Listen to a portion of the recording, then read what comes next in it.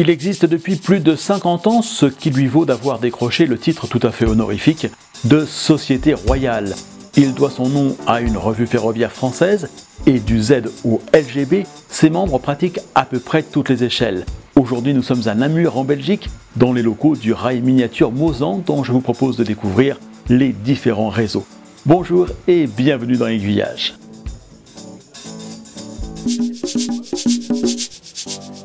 Le Rail Miniature Mozan est installé dans les locaux du centre culturel Géronsard, situé à Jambes, une des communes de Namur en Belgique, dans la vallée de la Meuse.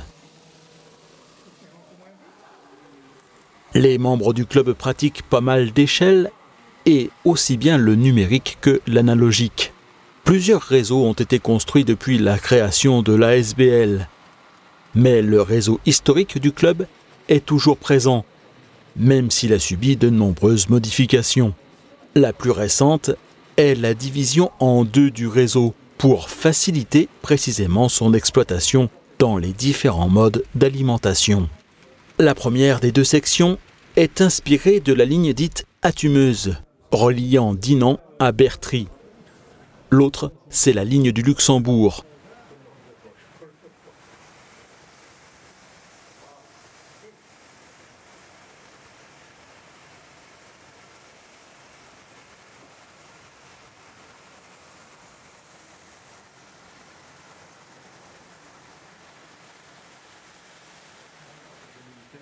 L'Attumeuse est une ligne dont l'histoire est intimement liée à celle du développement de l'industrie sidérurgique.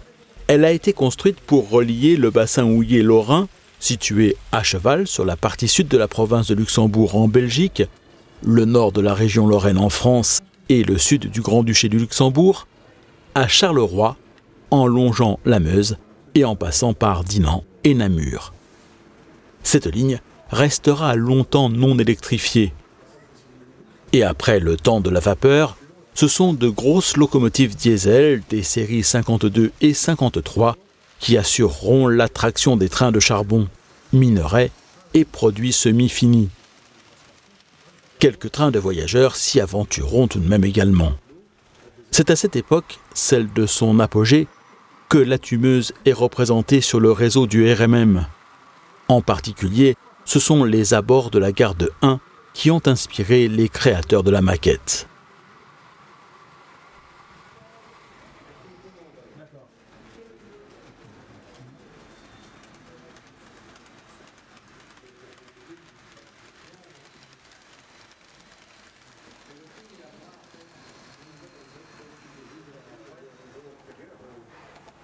L'autre partie du réseau évoque la ligne 162 dite du Luxembourg.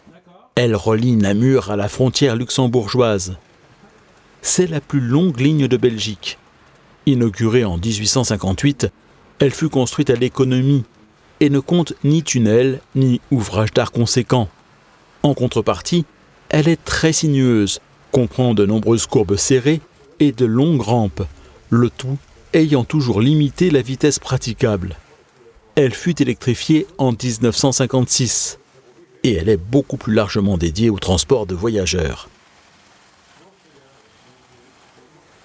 Sur la maquette du RMM, la partie représentée de la ligne se trouve à quelques centaines de mètres des locaux du club. C'est la montée de Jambes.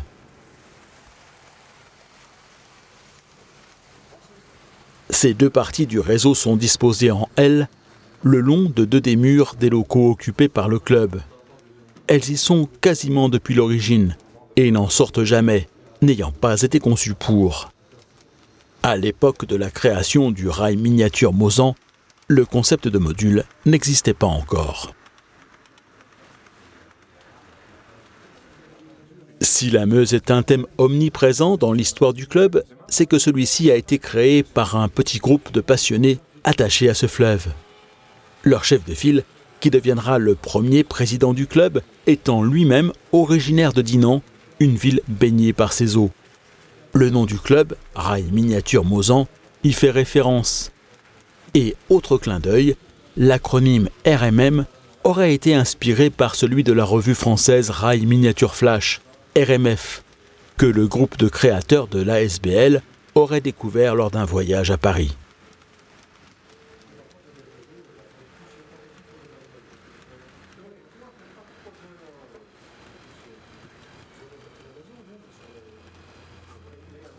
Parti d'un petit groupe de 5-6 personnes, le club a depuis pris de l'embonpoint.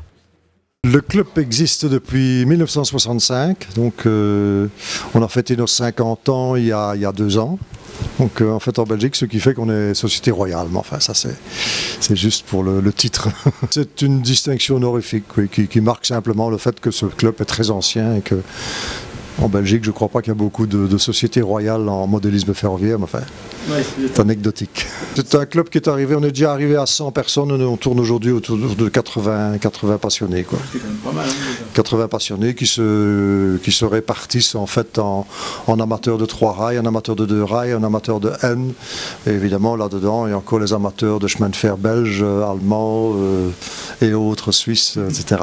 Lorsque le club a élu domicile dans les locaux qu'il occupe toujours aujourd'hui, c'était au début des années 80, les modélistes qui le composaient se sont lancés dans la création d'un grand réseau. L'un d'entre eux, Jules Falck, a réalisé l'ensemble des bâtiments. À partir de photos, de plans et de relevés réalisés sur place, ils ont tous été traités strictement au 1,87e. Construits à base de plastique, pâte à modeler ou encore de carton Bristol. Ce sont des reproductions de bâtiments existants. Seul le remplacement n'a pas été respecté, certains ayant été rapprochés des bords de la Meuse où ils ne se trouvent pas dans la réalité.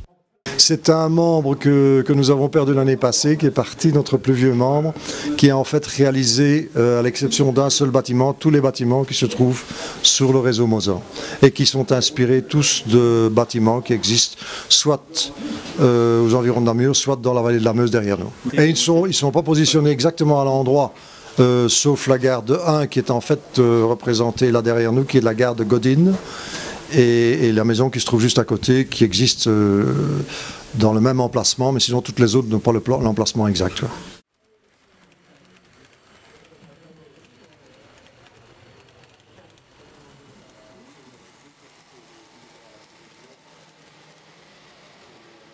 Un deuxième réseau a été inspiré par la ligne Attumeuse, cette fois-ci plutôt la portion Vonnesch, telle qu'elle se trouvait dans les années 60-70. De conception plus récente, ce réseau est modulaire et sort régulièrement en exposition. Le matériel qui y roule est exclusivement analogique.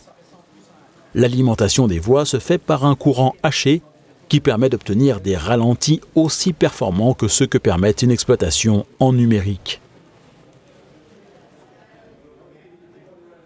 Ce réseau est lui aussi articulé en L et composé de 9 modules, plus 2 boucles de retournement. Les 2 premiers modules intègrent une gare cachée où sont préparées les rames qui circuleront sur le réseau.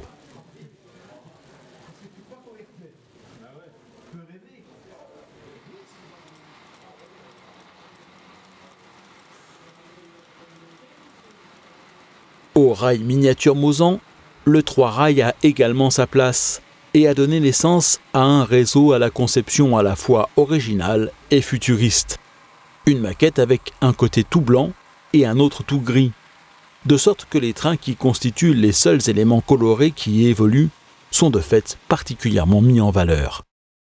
Ben, c'est parti au départ pour satisfaire à l'époque les quelques amateurs de 3 rails qui sont devenus beaucoup plus nombreux maintenant et qui en fait a été prévu juste pour faire circuler le matériel 3 rails et comme la spécificité, enfin je crois, pour les gens qui circulent en 3 rails, c'est de moins travailler sur le matériel mais d'avoir plus le plaisir de le voir circuler, eh bien plutôt que de décorer ce réseau qui en aurait fait un réseau assez plat et un petit peu d'un ancien modèle, voilà, il a été innové, faire quelque chose de futuriste, en fait qui fait ressortir le matériel, je crois, et ce qui est le but, je crois aussi, des amateurs de 3 rails.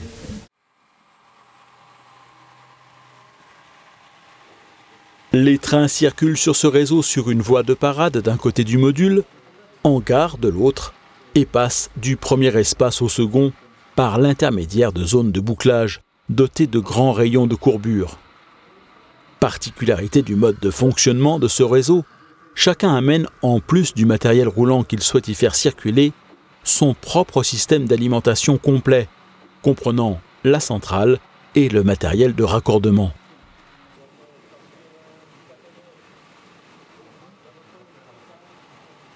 Ce réseau est également appelé à se déplacer en exposition.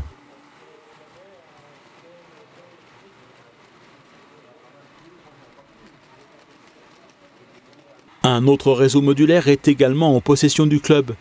Pour des raisons de place, il ne pouvait être monté le jour de ce reportage. Il s'agit d'un réseau de trains américains à l'échelle H0.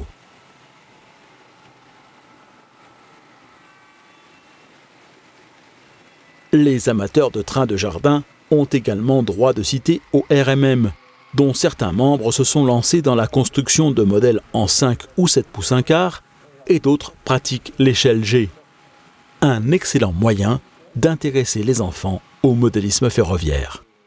Vous avez vu tout à l'heure, on a du N, on a du HO, quelques-uns font même un peu de HO étroit, d'autres personnes font tout ce qui est train de jardin, mais grand gabarit, donc en 5 pouces et en 7 pouces, et moi-même ainsi qu'un autre membre du club font du LGB, donc tout ce qui est échelle G. Ça correspond bien sûr le LGB, de l'Aristocraft et l'ancien train Playmobil que vous voyez ici. Et comme ma fille me rappelle, nous avons aussi un peu de Z pour... Qui m'appartient. Thomas a 3 filles et toutes sont mordues d'une échelle différente. Il y a le train de jardin, le Z, le N, et voilà. Et le H0. En tant que train de jardin même, moi-même j'ai mon circuit dans mon jardin qui tourne presque en tout temps. Actuellement, quelques petits dégâts faits par un petit animal sympathique qui s'appelle le lapin, mais autrement, il tourne. Ce sont là les petits soucis inhérents à la pratique du train de jardin. Des dalles en béton qui bougent et qu'il faut parfois refixer, les feuilles qui tombent sur les voies en automne, et certains petits animaux qui auraient tendance à traverser les voies sans regarder des deux côtés. Spécialité des escargots et autres limaces. Il faut donc faire un peu attention avant de démarrer l'exploitation. Pour le reste, la pratique du train de jardin est plus qu'un plaisir pour Thomas. C'est un bonheur. Franchement, pour moi, c'est une des plus belles échelles. Elle est facilement modifiable, on peut rajouter très facilement des choses dessus. Et pour moi-même, qui serait un grand enfant, et pour les enfants, c'est l'échelle préférée. J'ai beaucoup de neveux, c'est chaque fois, allez, on vient chez tonton le train, et on va jouer au train de jardin. Et quand, malheureusement, étant en Belgique, il pleut, je dois monter le circuit dans la maison, pas d'autre solution. L'un des intérêts de la pratique du train de jardin, c'est qu'il existe différentes gammes qui s'adaptent à différents publics et différents objectifs. J'ai une partie Playmobil plus orientée pour les enfants. Moi-même, c'est plutôt de l'Aristocraft, donc c'est tout ce qui est matériel américain. Et là, j'ai des plus belles machines. Et alors, bien sûr, du LGB pour tout ce qui est voie étroite en allemand. Voilà. Mon circuit est mis une partie américain et une partie que je dois encore travailler pour l'allemand. Et j'avoue que mon but, c'est vraiment un plaisir. Donc, j'ai tendance parfois à mélanger, faire des incohérences, mais c'est le jeu. Autre intérêt de cette échelle, on peut facilement installer un circuit dans son jardin.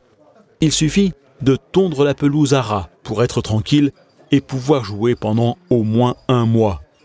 En revanche, pour installer un réseau permanent, Thomas conseille vivement de créer une semelle en béton. Le bois est une solution possible, mais il finit toujours par pourrir. Le gravier est aussi une bonne solution, mais il pose le problème de la pousse du gazon. Finalement, l'assise en béton est ce qui fonctionne le mieux, sans être trop onéreux.